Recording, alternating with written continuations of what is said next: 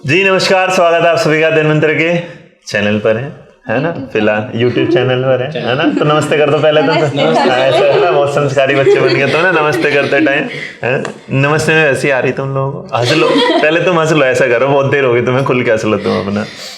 जी तो स्वागत है भाई आपका इस इंटरव्यू में। ये इंटरव्यू नहीं है, ये एक नॉर्मल गपशप है आपके सामने। और मेरे आजू बाजू में कुल मिला के लोग बैठे हैं कितने, 4 है ना।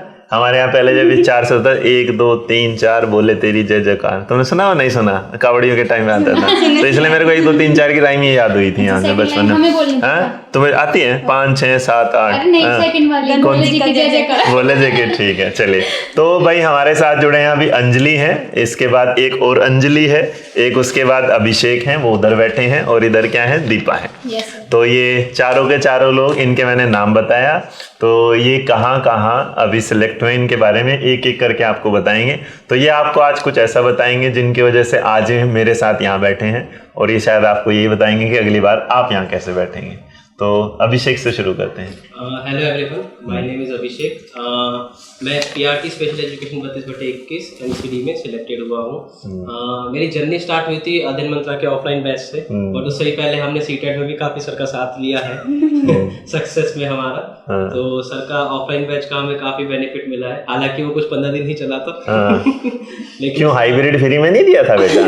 पूरी बात कर, आधे तो नहीं करेगा। कोरोना में भी पढ़ाई बंद नहीं करी धन्वंतरि ने, ये इकलौता ऑफलाइन के बाद भी सबको ऑनलाइन ऑफलाइन दोनों बैच दिए थे। हाँ, ऑफलाइन को सर ने ऑनलाइन में कन्वर्ट कर दिया था, और जिसमें कि हमें रीजनिंग की सर की क्लासेस मिली थी, संदीप सर की, मैथ्स में जय सर की, राहुल सर की हिंदी की, और जीएसवी के एंड अदर सब्जेक्ट, जिसमें कि हमें स्पेशल में और रोहित सर भी मिले थे हमें, जिन्होंने हमारे हीमोफीलिया एंड अदर डिसेबिलिटी की क्लासेस भी ली थी, जो कि काफी अच्छी रही। और लास्ट टाइम पे एक और चीज, लास्ट टाइम पे सर ने एक टेस्ट सीरीज लॉन्च करी थी, उसको बहुत बेनिफिट मिला है। इवन जो बुक सर ने टेक्स्ट बुक सीरीज की जो लॉन्च करी थी, उसका भी काफी बेनिफिट, हालांकि बहुत साइंटिफिक थी, जिसमें कि ईसीजी से लेके क्रोमेटोग्राफी सब कुछ छोड़ा ही नहीं था, मेडिकल नॉलेज सब पे हमने, बट उसका हमें बहुत बेनिफिट मिला। मतलब कोरोना में मेरे को लगता है एक ही चीज का फायदा हुआ, पढ़ाई ज्यादा हुई है।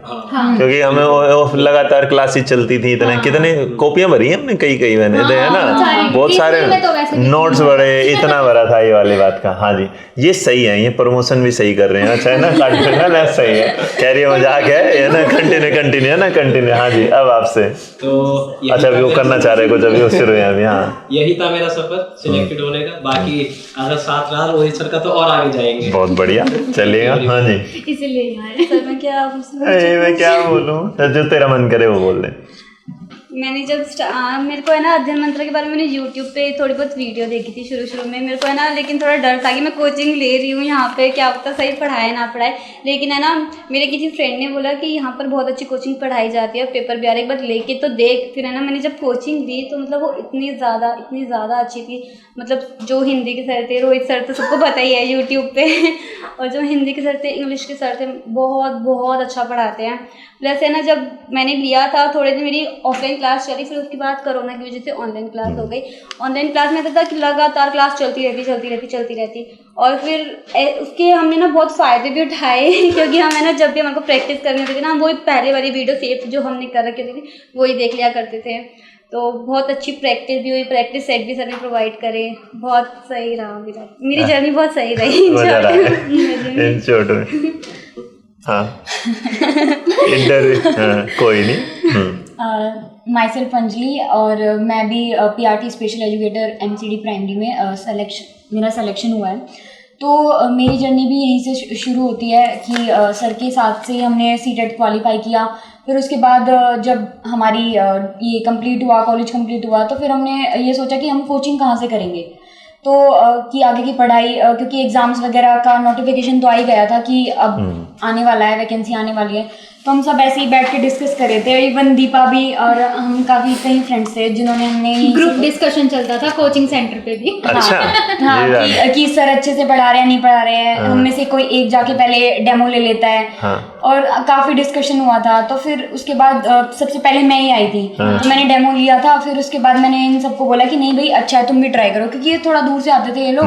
तो मेरे को लगा कि पहले मैं ही जाके एक बार देख लेती हूँ। तो फिर मैंने इन सबको बताया, इवन जो हमारे 2 और फ्रेंड्स थे वो उन्होंने तो पीजी ले लिया था यहाँ पे कि सर से कोचिंग लेंगे और फिर उसके बाद अपना सेल्फ स्टडी करेंगे, हम ट्रैवलिंग में अपना टाइम वेस्ट नहीं करेंगे। मुझे मतलब तुम लोग पहले दीपा की बात सुन लेते हैं फिर उसके बाद बताऊंगा, है ना? हाँ हाँ अभी सेम वैसे तो बता ही दिया कि एमसीडी पीआरटी स्पेशल एजुकेशन में सिलेक्शन हुआ है और जर्नी तो यही रही है। पहले सीटेट हो गया, उसके बाद ऐसा माइंड में रश चला क्या करना है, एकदम से एग्जाम आ गया।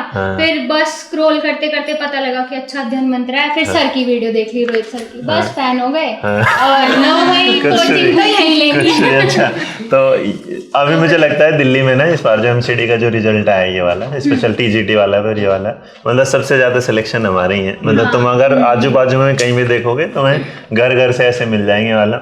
वो ये था कि एक तो मतलब हाँ उसमें रहा है बहुत ज्यादा मतलब सिलेक्शन स्पेशल वाले में पीआरटी टीजीटी वाले में वैकेंसी कम थी, टीजीटी में भी कंपैरेटिवली सबसे ज्यादा है, लेकिन पीआरटी वाले जो एमसीडी वाला है इसमें बढ़िया वाला सिलेक्शन हो।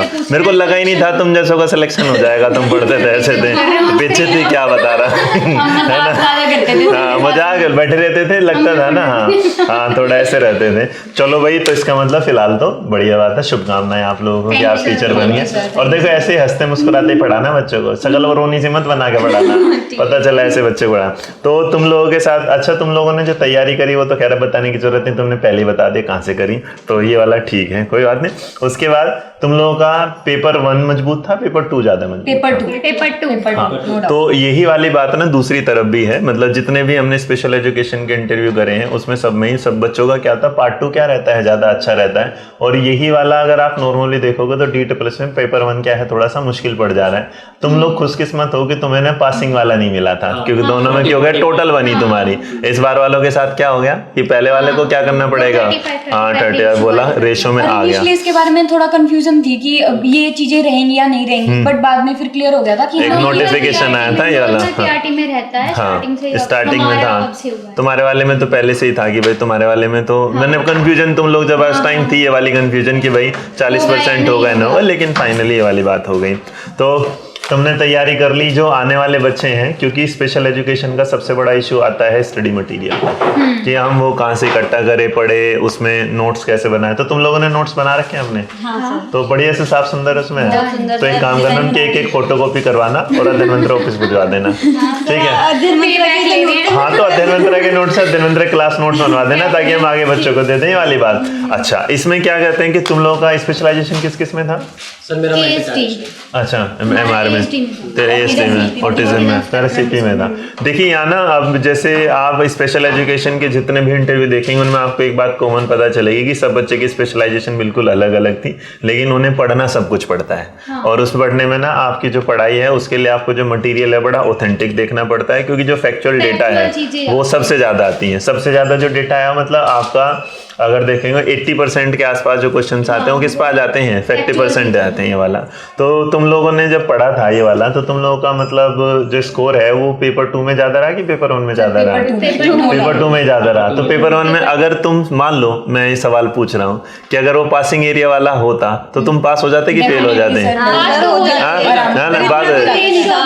कि वो सेकंड वाले का पल्ला पूरा भारी हो रहा है, अदरवाइज हो जाते वीक नहीं थी। अच्छा इतना फर्स्ट वाले वीक नहीं था। नहीं मैं भाई पूछ लेना, नहीं मैंने सही है ना, सामने वाला आपसे कर सवाल पूछे तो ये वाली बात। अच्छा हाँ एक सर मैं ना लास्ट में ये चीज जरूर मतलब वो बोलना चाहूंगी, क्योंकि जब हमारा सिलेक्शन हुआ ना और जैसे एग्जाम के लिए भी हम जब लोग प्रिपेयर कर रहे थे तो सब लोग है ना ऐसे बोल रहे थे कि स्पेशल का है तो आसान है तुम्हारी जर्नी सॉरी, और तुम लोग आसानी से क्लियर कर लोगे और ऐसे सब तुम्हारी कट ऑफ कम जाती है। बट लेकिन सर कोई ये नहीं देखता कि हमारा सिलेबस कितना ज्यादा होता है, क्योंकि हमें ना नॉर्मल के साथ साथ अपना स्पेशल भी कवर करना। नहीं मैं देखो 2 जगह ऐसी है, जैसे TGT में मैथ का पेपर, मैथ वालों को कभी 100 नंबर का मैथ आता है वो 2 घंटे में कर ही नहीं सकते बेचारे। और ऐसे स्पेशल का क्योंकि हम देखो जो नॉर्मल पढ़ाते हैं, तुम लोगों को नॉर्मल वालों ने तो पढ़ाई था तुम लोगों ने, उसके अलावा तुमने क्या करा स्पेशल का ही पढ़ा, तो तुम्हारे लिए जो सिलेबस हो जाता है वो थोड़ा क्या हो जाता है, ज्यादा हो जाता है। ये है तुम्हारे वाले केस में सिलेबस में है।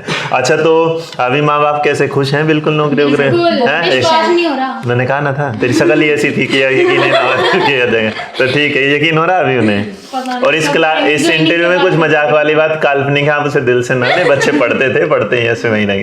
तो किसी भाई जो आने वाली जनरेशन उन्हें कुछ कहना चाहोगे जो स्पेशल एजुकेशन की तैयारी करना चाहती है? लोग है ना ऐसे बोलते हैं कि बहुत ईजी है, निकाल लोगे, सब कोई निकाल, हर कोई निकालेगा, लेकिन ऐसा नहीं है भाई, तुम्हारे को मेहनत करनी पड़ेगी, अपने आप को टाइम देना पड़ेगा, अपनी पढ़ाई को भी टाइम देना पड़ेगा। ये नहीं कि लोगों के कहने पे हमने कोर्स कर लिया और हमारी जॉब लग गई, तो मेहनत करो और अपने आप को टाइम। स्पेशल एजुकेशन ऐसा नहीं हो गया आजकल नॉर्मल से ज्यादा स्पेशल की तरफ भागने लगे सब, कि इसमें जल्दी नौकरी लग जाती है, ऐसा कुछ है? मैं एक चीज ऐड करना चाहूंगा। हाँ। मैं प्राइवेट जॉब करता था क्लिनिक में एज अ स्पेशल एजुकेटर, तो मैंने वो जॉब छोड़ी थी किस लिए? प्रिपरेशन के लिए। सो आपको डेडिकेशन दिखाना पड़ेगा, इवन अपने कॉन्सेप्ट भी क्लियर रखने पड़ेंगे। बिल्कुल, कॉन्सेप्ट क्लियर होना ही एक मेन कारण है, और जो सिलेक्शन के लिए जल्दी के आधे से ज्यादा लोगों को तो मेरे को लगा ये नहीं पता कि हर डिसेबिलिटी का डे होता है, वो कौन सा होगा। ये एक बड़ा ऐसा है कि लेप्रोसी डे कब बनाया जाता है। अब ये कि भाई हाँ बता, मेरा जब पेपर था ना तो सुबह आपने एक लाइव क्लास ली थी, आपको याद है, जीके की क्लास ही लेता हूँ।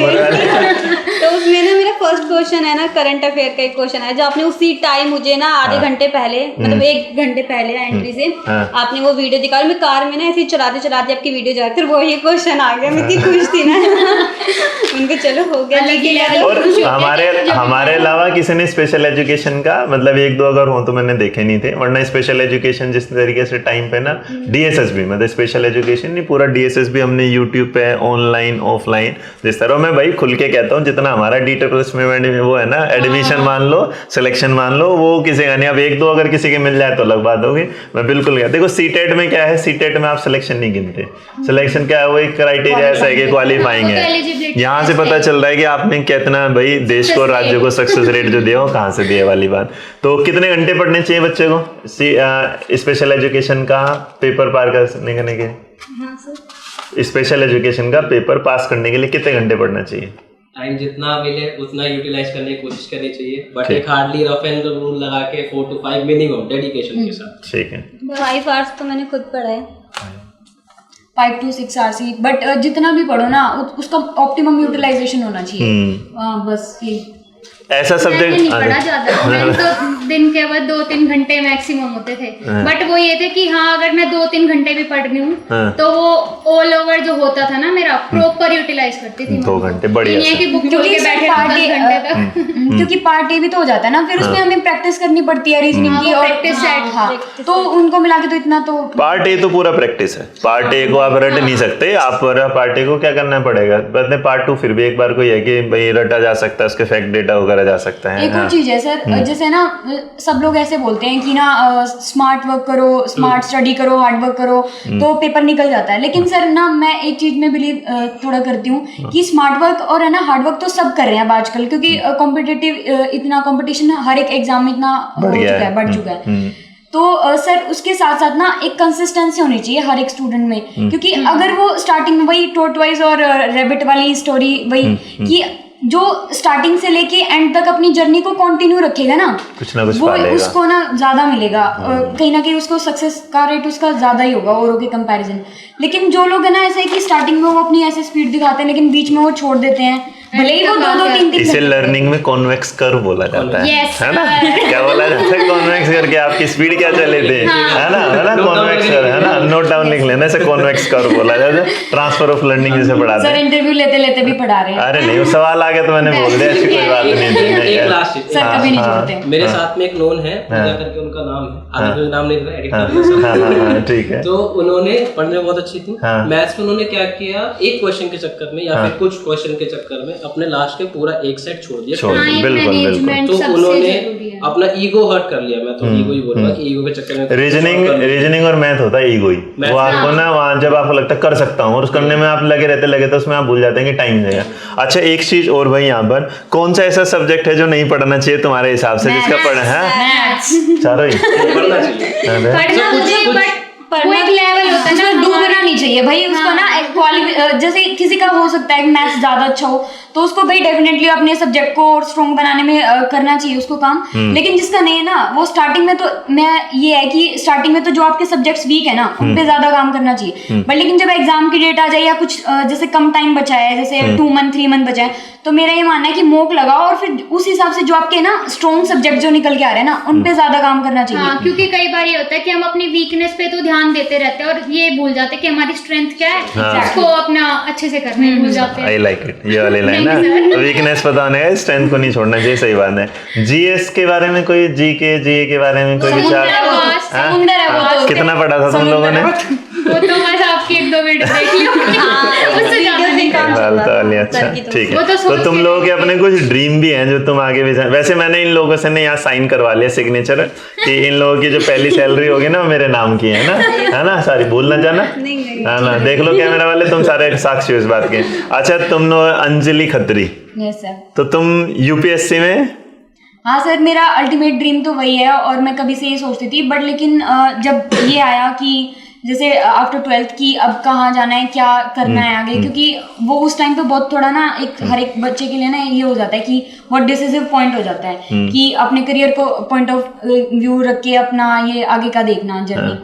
तो फिर सर मेरे जो एक टीचर थे सर, उन्होंने ना मुझे बोला कि अंजलि ठीक है, तुम्हारा जो अल्टीमेट ड्रीम है उसको तुम साथ कैरी करो, आगे भी कर सकते हो, लेकिन है ना सबसे पहले जरूरी है कि जैसे मैं तो सर एवरेज फैमिली से आती हूँ, मेरे फादर सर फार्मर है, तो सर मैंने कभी से ये कि पहले खुद इंडिपेंडेंट बनो, तो क्योंकि फाइनेंशियल कॉन्स्टेंट्स भी हो जाते हैं, और एज अ फीमेल कैंडिडेट मैं ये सबको ये बोलना चाहूंगी कि ना मतलब हमें आगे जाके ना बहुत डिफिकल्टीज फेस करनी पड़ती हैं कि जैसे टाइम का प्रेशर रहता है, बहुत सारे अलग अलग तरीके के प्रेशर हो जाते हैं, तो ये है कि टाइम रहते ना अपना इंडिपेंडेंट बनो, तो पहले देखिए किसी भी चीज को पाने के लिए ना पहले सिक्योरिटी चाहिए, और सिक्योरिटी जॉब ने दे दी। अब टाइम मिलेगा तो यूपीएससी करो, सब कुछ करो। टीचिंग में क्या एक सबसे बड़े फायदा ये है कि आप एक पर्टिकुलर टाइम में जो पढ़ाने जाते हैं उसके बाद आपके पास टाइम होता है खुद के लिए। अच्छा जी, तो आप अंजलि वर्मा, आपने मतलब आपका ड्रीम? एक आइडियल टीचर। अच्छा ठीक है, तो इसमें मेरा नाम क्यों लिख देते हैं? क्योंकि ना सर मैं ना और भी कोचिंग सेंटर में गई थी, तो है ना ऐसा होता था कि ना बड़ा डर सा लगता था क्वेश्चन पूछने में, और आप है ना ऐसी शक्ल देख के पता लगा लेते थे कि इसको नहीं आता। सर हमारी कॉपी देखने आ जाते थे कि दिखाओ क्या सॉल्व कर लिया, क्या समझे, तो है ना। और भी मतलब है ना ऐसे भी होता था कभी कभार कि कोई क्वेश्चन पूछ रहा तो वो कहते थे तुम्हारा समझ ही नहीं आ रहा क्या, तो भाई थोड़ा कॉन्फिडेंस लो हो जाता है कि फिर तो भाई नहीं पूछा जाता फिर। लेकिन सर से तो मैं कितनी बार पूछ लिया करती थी, तो मेरे को जवाब मिल ही जाते थे। सर बस ये कह देते थे अरे नालायको, तो मुंह से निकल ही जाता है। अभिषेक, आप कहना चाहते हैं कि आपके ड्रीम है आप deputy director in inclusive education branch में? जी सर, मैंने कुछ ना रियलिस्टिक काइंड ऑफ वो रखा है ड्रीम अपना, अच्छा, जो मैं अचीव कर पाऊँ। बहुत wish you all the best भाई, बिल्कुल पा लीजिएगा। और तू रे भाई छुटकी दीपा? मैंने तो सर ये लिखा है कि मतलब कुछ मेरा ऐसा नहीं है कि अब फोकस्ड है कि बस उसी चीज को अचीव करना है। अब मैंने ये अचीव किया, अब मैं सोचूंगी कि अच्छा इससे आगे क्या करना है, मतलब वो स्टेप बाय स्टेप चलने वाला प्रोसीजर। स्पेशल एजुकेशन के लिए बच्चों के लिए कोई ऐसी किताब बताना चाहो जो उसे पढ़ लेते ही हो जाए, मतलब उसे पढ़ के उन्हें फायदा मिले?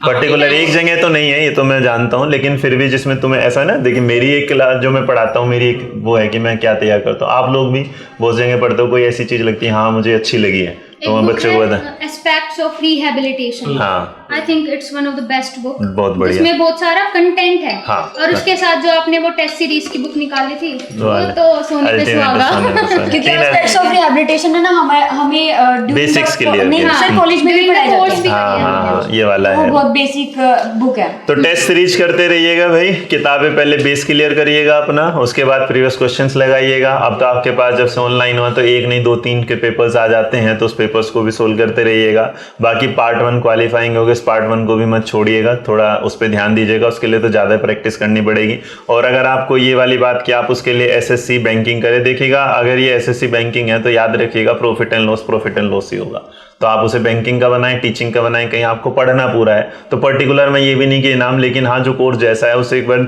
देखिएगा कि उसका जो प्रश्नों का तरीका है वो इसकी एक टेंडेंसी जो बनी आई है एग्जाम में कि किस तरीके से सवाल आते हैं। तो और कुछ तुम बालकों को हमारे जो अभी हैं उन्हें कुछ कहना चाहोगे अंत में? ऑल द बेस्ट, है ना, ऑल द बेस्ट है, पढ़ते रहे। बाकी इनके नोट्स की मैं को फोटोकॉपी करा लूंगा, तुम लोगों को चाहिएगा तो तुम अध्ययन मंत्रा से आके ले लेना, है ना। सब्सक्राइब शेयर करते रहिएगा। आपको अगर इन चारों में, वैसे तो चारों ही बढ़िया लगे, फिर भी अगर लगता है कि कोई सा ज्यादा नालायक पसंद आया हो ना, तो देखो मेरे लिए हमेशा क्या हो, नालायक थे नालायक ही रहोगे, है ना। तो ये वाली बात तो हाँ, हाँ बिल्कुल, और मैं छोड़ता नहीं कभी भी, है ना, बिल्कुल। ये जैसे हमारे पिताजी है ना, चाहे कितना भी कमा लो आज भी कहेंगे करता वर्ता तो कुछ है नहीं, पूरे दिन घर से बाहर ही रहता है। तो ये वाली बात हमेशा बनी रहनी चाहिए। बहुत बढ़िया लगा भाई तुम लोगों के साथ मिल के बैठ के और अपने शेयर करने के साथ, है ना। ऐसे ही खुश रहो, मुस्कुराते रहो।